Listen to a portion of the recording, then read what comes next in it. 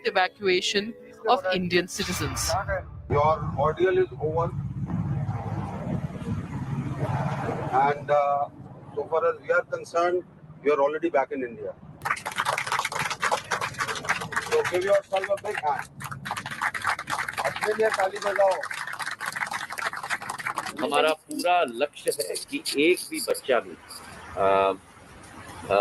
यहाँ रह न जाए, सुरक्षित घर पहुँचा जाए, और इस लक्ष्य की पूर्ति करने के तक पूरी सरकार कटिबद्ध तरीके से, संकलित तरीके से इस विषय पर डटी है.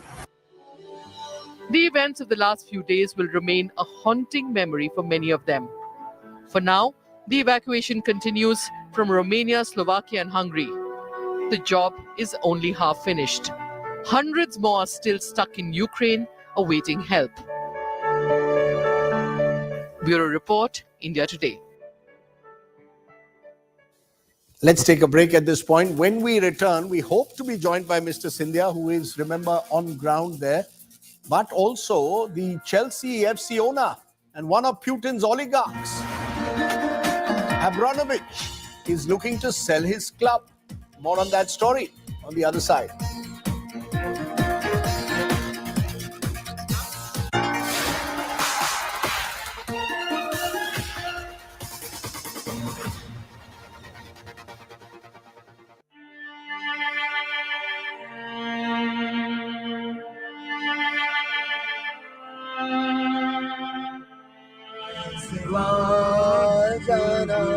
At the crossroads of connections, when old songs touch hearts, where memories connect and distance no longer parts. Tragedy is human. Its stories have to be gathered and told, shared, felt, and the world informed. At Kiev, Ukraine, Gaurav Sawant for India Today.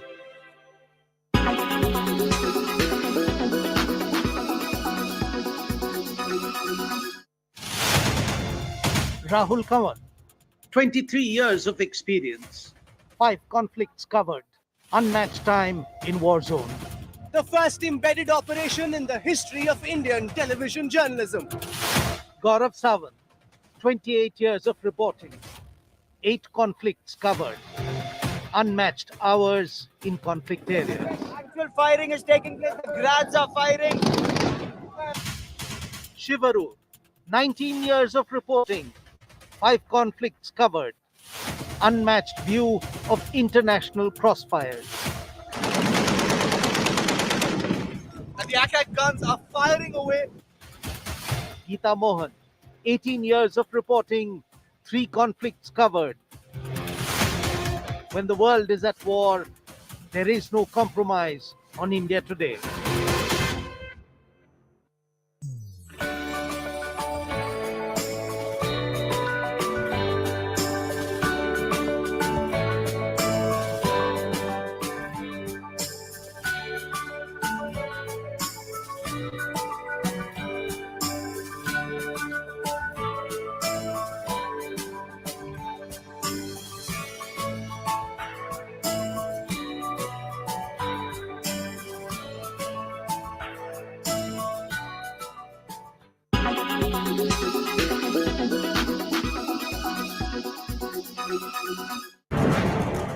This is Ukraine's true danger zone. Up close and fearless in Ukraine's combat zone. When it's the world's biggest news story, there's only one gold standard of journalism. You are watching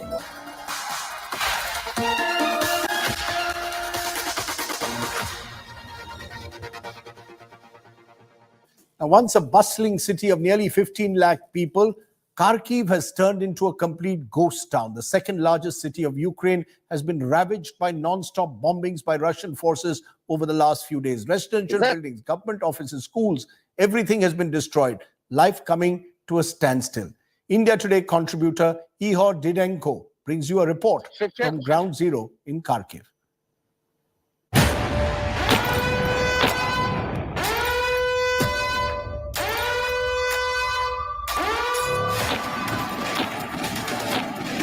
the city of Kharkiv, ravaged by Russians as the fight continues to capture the second largest city of Ukraine.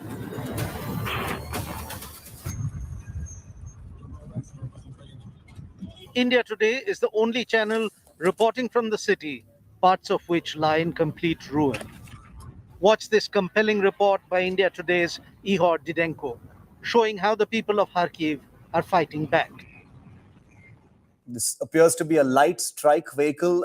Ihor is telling us it's a Russian vehicle. Was this damaged here? How was it damaged and destroyed, Ihor? The Ukrainian I don't know. The Ukrainian forces attacked it. Yes. It was attacked to the people on the night. Do we know when this happened? Did this happen yesterday? No, on Sunday. The city has seen endless violence, cars wrecked, buildings damaged, and stalls completely vandalized. All this in the heart of Kharkiv. Look at this one. It's a metro station, Kievskaya. Kievsky metro station, like capital of Ukraine, Kiev. Kievska rail station. It's not NATO objects. It's not military objects. Can you see it? Yes. Yes. Look at this. Look at this. Look at this one. Please. Look at this. Look at this one. Buildings are still on fire in some parts of Kharkiv, and India Today's Ihor reached the heart of the siege to show you the aftermath of the Russian attack.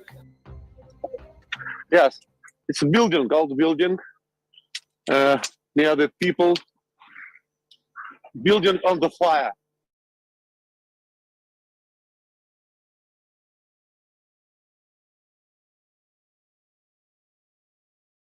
Just, I don't know why. Maybe it was bombed. Maybe it was a Russian soldier. I don't know. I just see this one. You can see this. It's fire.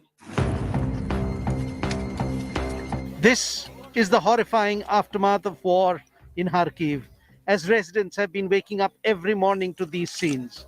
As always, civilians are paying the price of war as they scramble to get supplies amid shelling and explosions. Can you see it? Yes, we can see it. It's a shop. It's a civil shop called Kulinichi.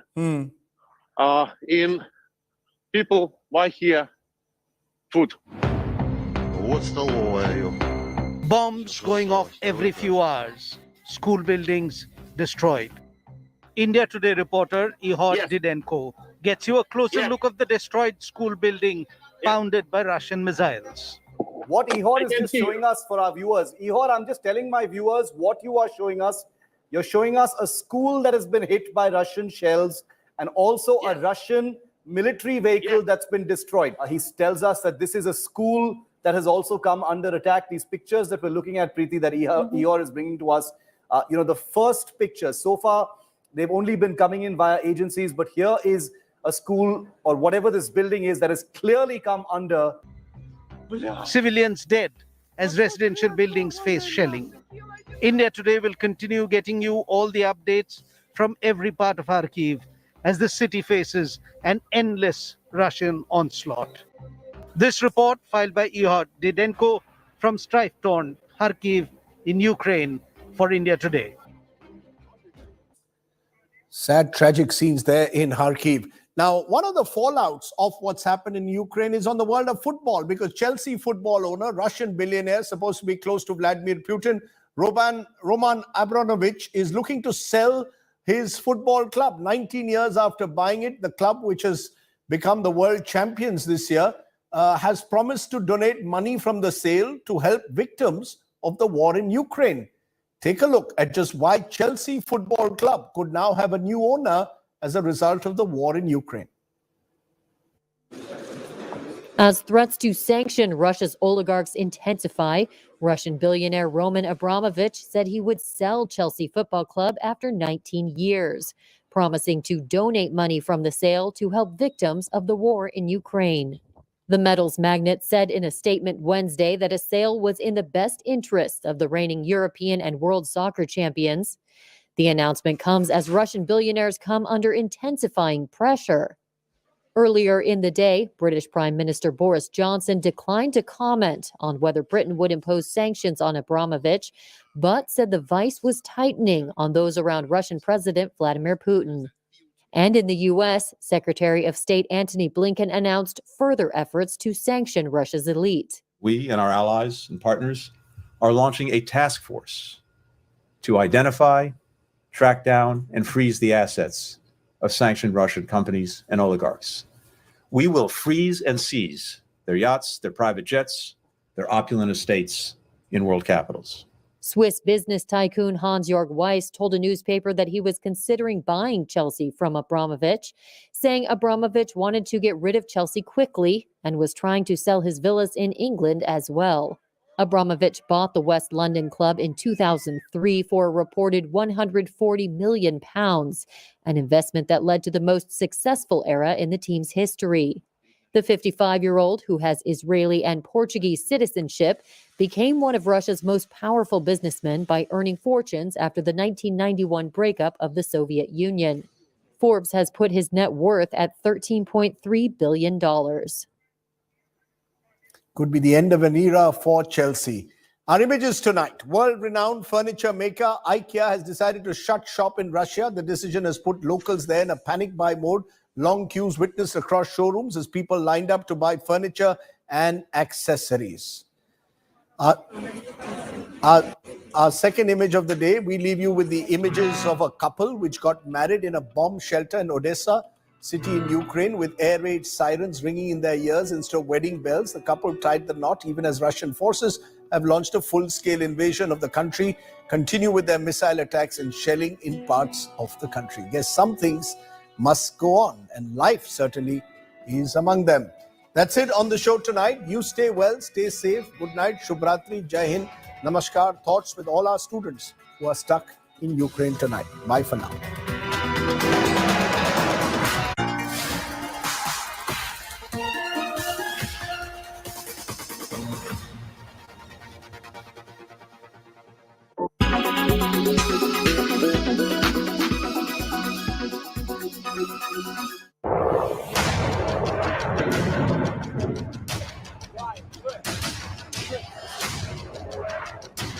As Russia declared war on Ukraine, as the world was plunged again into crisis, with the only Indian team in the real war zone. This is Mariupol. You hear a series. Hear the sound. I will show you a quick, so to say, bombshell room tour. I can smell the gunpowder in the air. And without pause, India Today totally dominates viewership and smashes the competition. When it's the world's biggest news story, there's only one gold standard of journalism.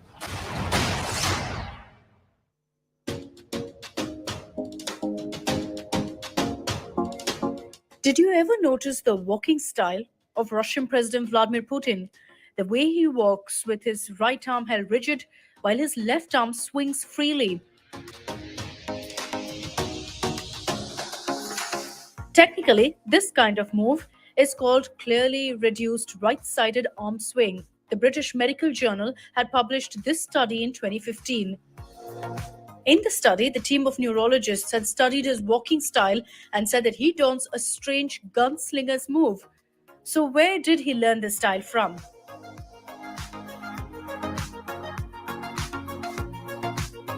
Researchers estimate that when Putin used to spy in the KGB of the Soviet Union, it was then that he must have learned to walk like this during weapons training.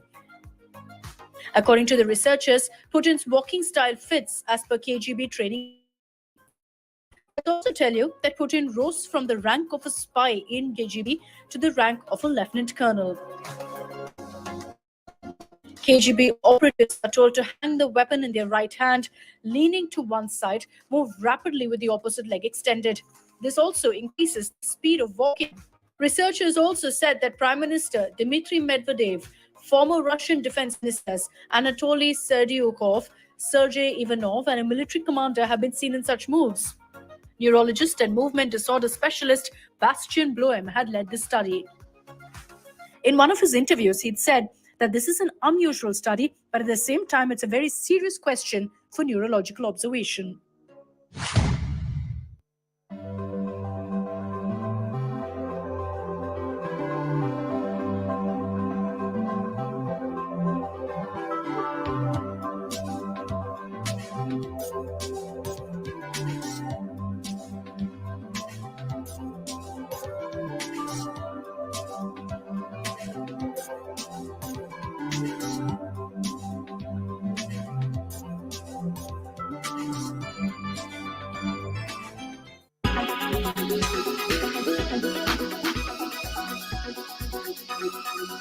When it's the world's biggest news story, there's only one gold standard of journalism.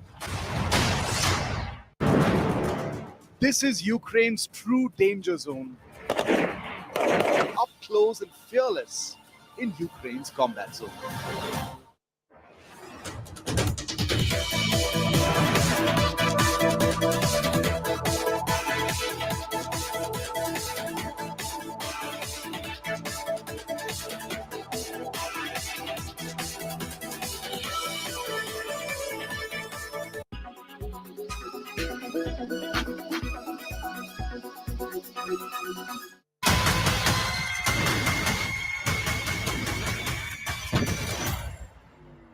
If you continue on this path, you will continue to lose support among Russian citizens. Other countries around the world will refuse to cooperate with you, and you will face unprecedented cyber attacks from all corners of the world. There has been an attack on Russia which they just did not see coming. Global hacktivist group Anonymous have surprisingly come to the aid of Ukraine and declared a cyber war on Russia. Now, usually cyber conflicts are always fought in the shadows. Like, Russia will never take ownership of the kind of cyber attacks that they've carried out in Ukraine, and there have been plenty. But global hacktivist group known as Anonymous have made the most public declaration of war on Russia. They hacked Russia's defense database and infiltrated their military communications. They were overhearing these communications.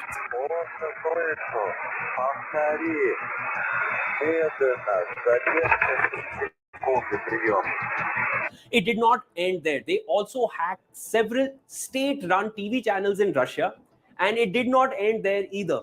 Once they hacked these television channels, they played pro-Ukrainian content on these public channels. So anyone watching these TV channels in Russia would know that there has been an infiltration. They played Ukrainian songs. They also flashed the colors of the Ukrainian flag on these state-run TV channels in Russia.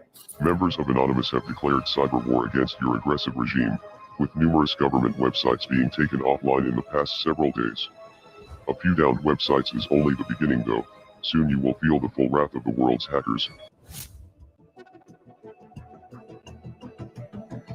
Cyber warfare is basically when a nation or an international organization attacks and damages another nation's computers or their information networks. The weapons of choice will include computer viruses, arresting online services, accessing sensitive data, and denial of service attacks. Anonymous has made it absolutely clear that Russia's secrets are not going to be safe anymore, and they seem to hint that they know what Russia is trying to do. They've also mentioned that Russia is doing all of this in Ukraine, basically trying to recreate its Soviet glory, which was lost long back. Along with this, Anonymous has also threatened Russia that they will hijack and take over the Russian government's infrastructure as their next step. This is not a war that you can win regardless of how powerful you think you are. We are Anonymous. We are Legion. Expect us.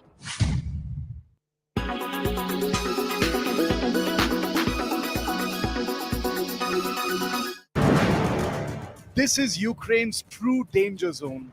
Up close and fearless in Ukraine's combat zone. When it's the world's biggest news story, there's only one gold standard of journalism. This is Ukraine's true danger zone. Up close and fearless in Ukraine's combat zone. You are watching India Today. You are watching India Today. You are watching India Today. You are watching India Today. You are powered by HDFC Life, Sarota ke Jio. In association with Hetic Fittings, make your furniture work beautifully. Delta, powering Green India. Tata Play Entertainment, और भी झिंगालाला. Introducing Suzuki Avensis. AU Bank, बदलाव हमसे है.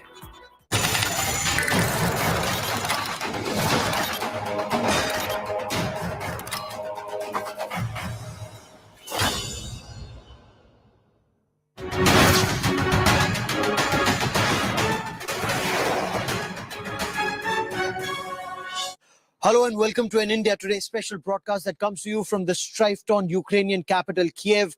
I'm Gaurav Savant.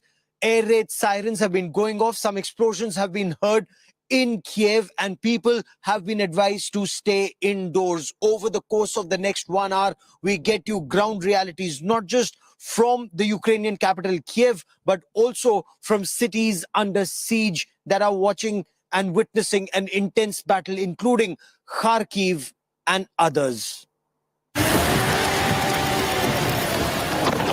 Putin captures first Ukraine city. After Kherson, Kharkiv next. Crippling fear. Where's the next missile landing? Rubble, ruins, and ruthless bombings. Ukraine braces for big escalation.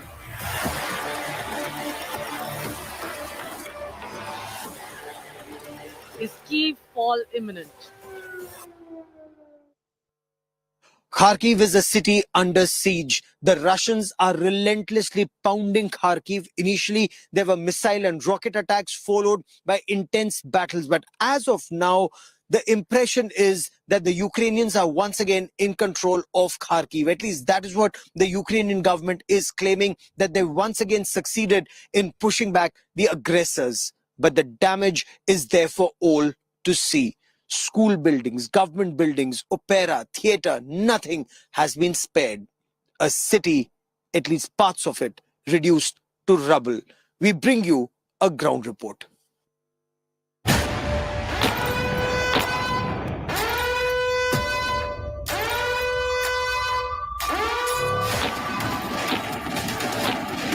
The city of Kharkiv, ravaged by Russians, as the fight continues to capture the second largest city of Ukraine.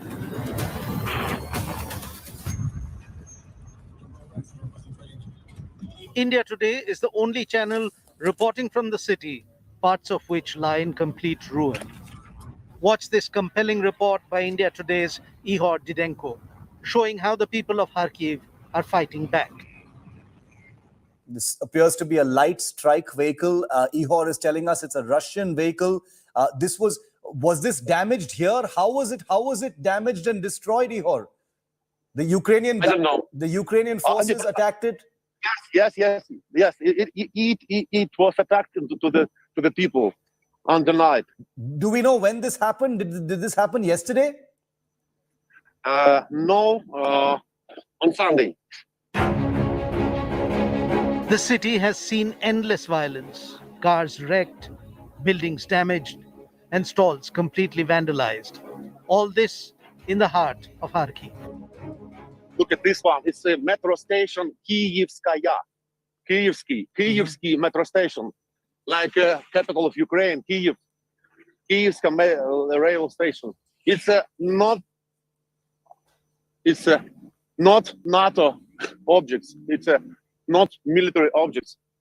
Can you see? Yes. Yes. Yes. Look at this. Look at this. Look at this one. Please. Look at this. Look at this one. Buildings are still on fire in some parts of Kharkiv, and India Today's Ihor reached the heart of the siege to show you the aftermath of the Russian attack.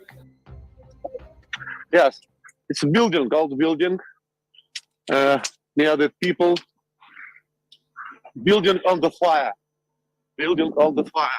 Near the gas station, near the my car, near the center. Just, I don't know why, I don't know why. Maybe it was bombed, maybe it was a Russian soldier, I don't know. I don't know, I just see this one. You can see this, it's fire. This is the horrifying aftermath of war in Kharkiv, as residents have been waking up every morning to these scenes. As always, civilians are paying the price of war as they scramble to get supplies amid shelling and explosions. Can you see it? Yes, we can see it. We can see it. It's a shop. It's a shop. It's a civil shop called Kulinichi. In people buy here food. Bombs going off every few hours. School buildings destroyed. India Today reporter Ihor Didenko gets you a closer look of the destroyed school building pounded by Russian missiles. What Ihor is just showing us for our viewers. Ihor, I'm just telling my viewers what you are showing us.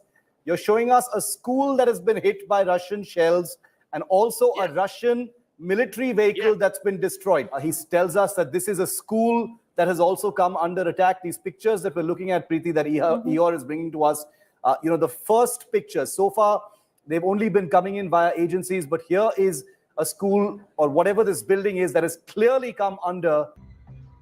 Civilians dead as residential buildings face shelling. India Today will continue getting you all the updates from every part of Kharkiv as the city faces an endless Russian onslaught. This report, filed by Ihor Didenko from strife-torn Kharkiv in Ukraine for India Today.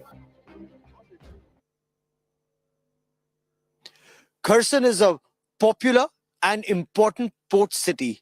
It has a population of 300,000 people. This, after 8 days, this city has finally fallen under Russian control. There were intense battles for Kherson and pitched battles. The Ukrainian forces fought back, but finally the Russians, after a series of rocket and artillery attacks, are now in control of Kherson. President Putin's forces are officially now in control of a town in Ukraine. We bring you this report from Kherson. Gunfire, explosions, bombardments, incessant rain of missiles and rockets. And southern port city of Kherson falls after 8 days. Russia's first major gain after it launched Mission Siege Ukraine. The rampage on Kherson has given Russia a tragic advantage in the region. Kherson, with a population of 2.5 lakh, is strategically located where Dnipro River flows into the Black Sea. Kherson will prove to be an advantage for Russian forces to lay siege on eastern Ukraine. Russian armed forces have taken the city of Kherson under total control. Civilian infrastructure, critical infrastructure, and public transport work as usual. There is no shortage of groceries or staple goods. Russian troops took control of strategic buildings after capturing Kherson and was in talks with local authorities to maintain law and order in the city and avoid civilian aggression. With Kherson falling, Russia is now putting its focus on big cities of Kyiv, Kharkiv, and Mariupol. Russia has breached one fortress. Will more follow? Bureau Report, India Today. How long can Kyiv last after Kherson, after pitched battles for 8 days in Kharkiv? Is the entire focus of the Russian forces now going to be on the Ukrainian capital, Kiev? As of now, the city appears well defended. The fact that Kharkiv was able to withstand Russian assault for 8 days and counting, will it be a cakewalk for Russia in Kiev? Clearly not. Our next report tells you more about the defense of the Ukrainian capital and the will of the people to protect their capital. The city of Kherson has fallen. The second largest city, Kharkiv, is being pounded by Russia. And now the invading forces are turning the heat up on Kiev. Late night on Wednesday, explosions rocked the capital, targeting the city's central railway station. As talks between the two sides look unlikely to succeed for a second time, Russian troops are awaiting orders to go full throttle into Kiev. After a night of dreadful bombings, Ukrainians braced for the tough days of fighting that lies ahead. This special broadcast comes to you from the heart of Kiev. This is the Krishyatik area. This is the center of Kiev. There is a military checkpoint just behind me because this is the road that leads to the presidential palace and the parliament. There is not just massive military deployment, but as you can see, several layers of barricades that have been set up in this area. Freezing temperatures have not slowed down the Ukrainian forces. They are firming up defensive positions. Those white sandbags there, those are the sandbags which have been placed behind the wall to use as a firing position in case any enemy movement takes place on that road coming from top to down below there. Civilians are taking up weapons, ready to defend their land. Pranav, you go to college. In college, one would expect you'd have a pen in your hand or a computer, but you have an assault rifle. Yes, I do, but this is only for self-defense. If anything does happen, we're here to protect our country. As my sister said, the willpower of this country is the strongest. No other country has the willpower that Ukraine has that will be there to defend our country no matter what. The city is witnessing unending, blaring air raid sirens in anticipation of air attacks and missile strikes. The big Russian blitz on the capital looks inevitable. How long can Kiev and its people resist the bearing Russian onslaught? With Gaurav Sawant and Rajesh Pawar in Kiev, Bureau Report, India Today. With air raid sirens going off virtually every few minutes, Kiev, the capital of Ukraine, is on edge. It's virtually on tenterhooks. A lot of women in advanced stages of pregnancy have been admitted to a maternity hospital in Kiev. But they're not just in maternity hospital. With bombs falling, and especially now near the central railway station and two other locations in Kiev, pregnant women have been shifted to the basement of this hospital. We bring you this report from Kiev. This is the cellar of a hospital in the Ukrainian capital, and it's what a maternity ward now looks like in Kiev while the city is under attack by Russian forces. I woke up on 24th of February at 5 o'clock in the morning from the heat that I heard, the explosion, and then I heard women started to cry and scream. The war started. Alina Shenkar is 32 weeks pregnant with her first child. She was admitted to one of Kiev's maternity hospitals 2 weeks ago because of pregnancy complications. A week later, bombs and artillery began to fall. And I couldn't believe. I thought it's some nightmare. But this is what it is. This is how we're living. Amid the nightmare, new life. A mother who said her name was Yula delivered her son Mark on Sunday night. I came here on the first day of the war because I was pregnant, and 28 February I had my son. His name is Mark with C, and we are in safe here. The best personnel, the best staff in the world works here, and we are very proud of them. Dmytro Govseyev is the head of the maternity hospital. He said his staff now basically live here alongside their patients. Most of our team have not left the building since February 24th. About 70% of staff stay here permanently. We take turns at work. Russia's invasion is increasingly bloody and without an end anywhere in sight. That hasn't stopped some here from hoping for a brighter future. Hopefully this one will see peace. Russia has put the S-400 Triumph anti-missile defense system on alert. Russian servicemen are now on the Triumph system, and this is one of the world's, or perhaps the world's, most advanced anti-missile and anti-aircraft system. We are told that Russian servicemen are now on the Triumph systems guarding for an incoming attack. Is this an indication that the Russians expect, or there is an apprehension that there could be strikes inside Russia? And what would that mean? India Today's editor defense, Abhishek Bhalla, with this report.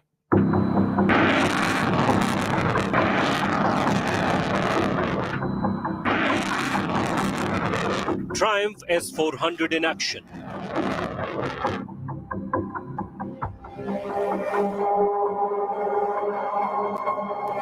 One of the most potent weapons carrying out training exercises